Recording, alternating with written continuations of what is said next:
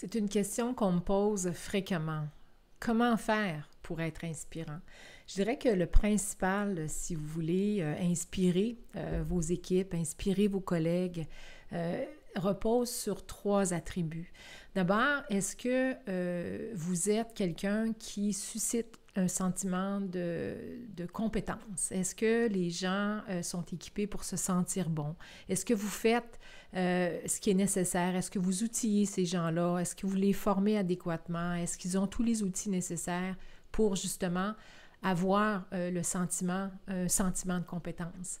L'autre chose, c'est de favoriser des relations harmonieuses et ça repose bien sûr beaucoup sur votre communication, sur l'observation que vous faites de vos équipes, sur votre capacité de déterminer si oui ou non c'est adéquat d'interagir, de poser un geste ou si vous devez inciter les gens à se parler entre eux. Donc, contribuer à des relations harmonieuses, c'est d'être à l'écoute et de valoriser la collaboration.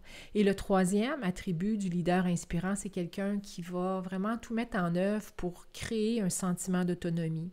Comment est-ce qu'on fait cette chose-là? D'abord, c'est de connaître le niveau d'autonomie de nos ressources, c'est de savoir que dans le cas où quelqu'un est moins autonome, est-ce que cette personne-là, on peut lui fournir des choses, un encadrement, des outils pour qu'il se sente davantage autonome. C'est aussi une capacité exemplaire de confier des responsabilités puis de savoir du niveau de suivi qui est requis.